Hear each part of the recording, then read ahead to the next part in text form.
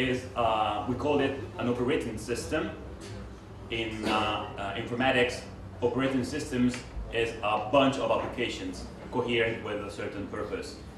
So Rusώ is a collection of different applications which were developed over time by the Movimento. So this is the final outcome of a process which is still undergoing and will have future developments, crystallizing all the different tools that the Movimento 5 Stelle have been using, adopting, and implementing to make its intuition, its ideas, a practical tool to both run the movement and take decisions involving citizens. This is a tool, it's a software, while direct democracy is about people, of course. So this is not direct democracy. This is the tool that we are using to interpret the needs and to involve citizens. And of course, there was a very long process to come to this point. It all started with the meetups.com, which is an American platform, which was the only option available to organize people in different groups debating on specific topics before social networks were invented. And so Beppe Grillo started promoting the creation of meetups all around Italy back in 2005. And in a very few years, couple of years, 3 years, almost 1,000 groups were activated all around the world of people debating on specific... Please be quiet a bit, please. If you wish to speak, Mr. Vidal, if you wish to speak outside because we cannot hear. So up until 2008-9, we had almost 1,000 groups all around the world debating on the topics that Beppe Grillo was debating on the blog. What happened is that it becomes evident that there was a huge community of people interested not only in debating on topics, but to get involved, to make decisions. So it was not planned, it was not a strategic project to get into politics, to get people elected. It was just an act responding to a very concrete desire of people not only wishing to debate on problems, but to be involved in solving them. So we realized that given the specific situation of Italy, the only way to do so was to enter the institutions. Because for the actual situation, both political and institutional, you cannot change reality deeply if you're not inside the institutions.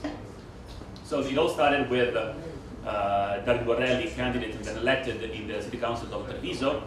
And after Treviso, more city came, and 2013 we ran for the first time for national elections and European elections. So it was step by step, not planned in advance, but also each step was a reaction to a more concrete and specific need. The more the Movimento grew, the more we needed tools and practices to keep the contact with the people, to keep the content of the debate alive, to keep having the elected spokespersons. This is how we call our elected people. They're spokespersons of the community, controlled by the entire community. So we started developing single applications. One of those was an application to select candidates, where you could propose yourself as a candidate or vote for other candidates that were presenting themselves. Then came another tool to have a say on specific pieces of legislation being debated in the city councils, in the national parliament or European parliament, and so on and so forth. So let's go through what are the applications now available in Rusώ, and please, of course, forgive me for not being more clear than this. Anyway, first application that we use every time that we need it is consultation, so a vote, just called vote. And vote is an application where we address very specific and detailed questions to all our members, and we ask them to choose between options to reply to a specific question. The question can be either related to the organization of the movement. We've recently had a major one to renew the statute of the Movimento. So options were given to the assembly, to the members, to choose between different options of modification of the statutes, or political. So since the Movimento per se does not have a clear position on everything, because it's young, because it's direct democracy, every time that we have to face a political point which has not been debated before, we propose a question to the members saying, what should we do in this specific circumstances where the institution asks us to take sides on this specific matter? And we had several of those on euthanasia, on civic rights, and every time there's a major issue concerning the spokesperson, so the elected representatives, we ask the members to give the position that then the elected have to follow. Okay, so this is the application that I was just telling you about. It's called voto, software is in Italian, so this is the language that you'll see. Voto is whenever there is a consultation online, you are asked to express your opinion, bounding opinion on that.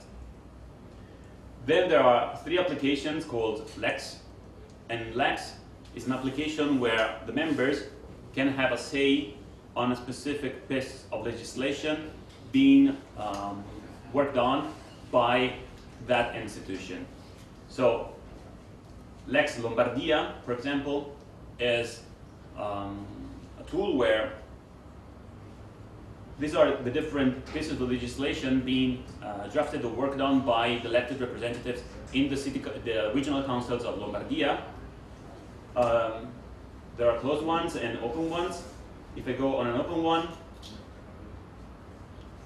this is on institutional affairs. I might be an expert on institutional affairs, and here I have the representative presenting me the case. I have the technical documents, and then there are contributors saying you should integrate that or that. Same thing we have for European Parliament. So we have certain reports that we are responsible for that are open for contribution to the members. And of course, same for the national parliament, where for each committee we have specific topics open for debate. What the experience is that for each topic we have several hundred comments. Some of them are relevant because they add some value to the discussion, and they are integrated. In the European Parliament, we have had the experience of having a few reports uploaded and commented on Lex Europa, and some of the comments became amendments in the law proposal, and those amendments were in fact voted by the European Parliament. And that was the first time in history that a citizen, normal citizen, had the chance to have his own proposal voted by the European Parliament. And this is our way of involving citizens into the decision-making process within the institutions. Then there is e-learning, which is of course education. In the Movimento 5 Stelle, the elected representatives are bounded to a maximum of 2 mandates, so two terms. After 2 terms, maximum, you have to get back to what we were doing before getting elected. So what happened to all that experience gained and applied by a person that has served for 2 terms? Does it get wasted? We lost it? No. We have implemented this tool to gather and keep and distribute the experience acquired by elected representatives in a form of a course. So this is, for example, a course to run a local administration, where we are collecting lessons on how to run a small city council. So you go through a lesson, you take a test, whether you pass it or not, you acquire new information. Sharing is a complement to e-learning, because during the time that you are serving as an elected representative, you acquire an experience that you can real-time share with anyone that might take advantage of that. I'll give you an example. If the City Council of Bologna comes up with an interesting proposal on waste management, this can be shared through sharing, and the administration of, say, Livorno, or Roma, or Turin can copy and paste that proposal, adapt it to the local situation, and boom, you're done. You don't have to reinvent the wheel every time. You can share good experiences, good pieces of legislation which are already available. Scudo della Rete and fundraising are 2 initiatives which dates back, especially Scudo della Rete, years in the history of the Movimento. We were talking this morning about legal activism. Of course, when you embrace the fight of direct democracy, you have a strong enemy, which is the establishment, which is the mainstream. And of course, in Italy, which is the case, mainstream and establishment is often related to corruption, to mismanagement of public money. So the task, one of the tasks of a person, activist in direct democracy, is to point the finger to that mismanagement, to that corruption. But this can be challenged via court. So the addressed person might react back, referring that action to tribunal, saying that he was accused or misaccused or false accused. So how do we preserve the right to fight corruption and keep people safe? So we invented Scudo della Rete, which is literally the shield of the net, and we asked lawyers all around Italy to stand up and make their availability known to the Movimento, to assist all the people that were addressed or caught in this political battles, juridical battles, legal battles, when they were fighting against corruption and mismanagement. So this is quite simple as a tool, but it's quite, because for the entire country you can have a list of lawyers that you can contact to have assistance, not necessarily for free, but these are legal studies that can help you in addressing these topics. At least you know that you have a lawyer which can understand what you're doing, what we're talking about. Fundraising is an important tool, but it's the application of an important ideal, an important principle of the Movimento. The Movimento 5 Stelle does not take public money. A brief excursus to explain the situation in Italy. In 1993, there was a referendum in Italy to get rid of the public financing of political parties. Because up until then, it was the government directly financing political parties.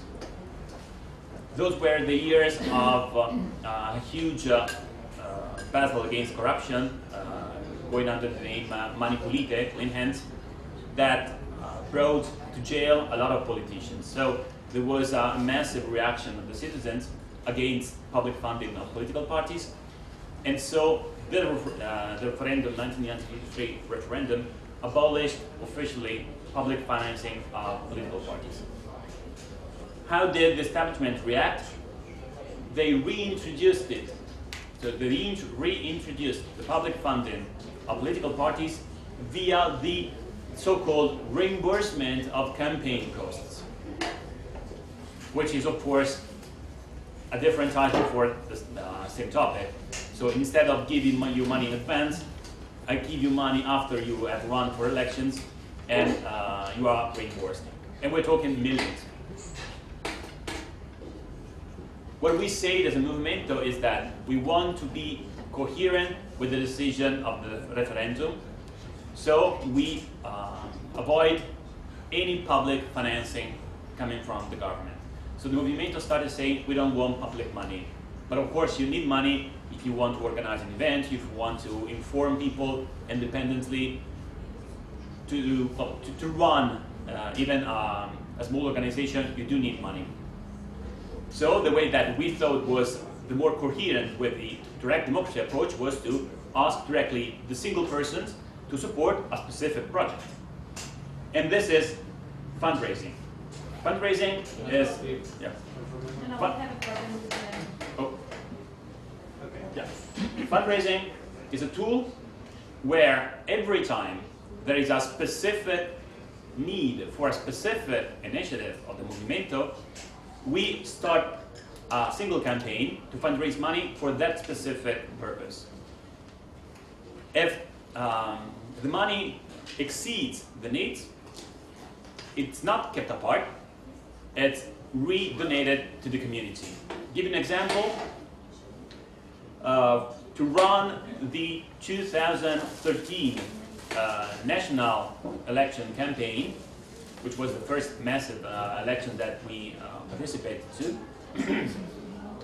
we launched this initiative, fundraising, and we fundraised 700,000 euros, which is a massive amount of money. But it was out of single donation coming from single person, average donation 20 euros. So we had a massive amount of people donating a fairly small amount of money. It came up that the entire campaign costed then less than a half of that. We only spent 350,000 probably. So we had like 400,000 euros not needed there available. So we decided with the community to give back this money to a community in need. The year before, 2012, the central north part of Italy was hit by a major earthquake. So we donated the money to a city council to rebuild part of a school which had been hit by an earthquake. And that was inaugurated last year.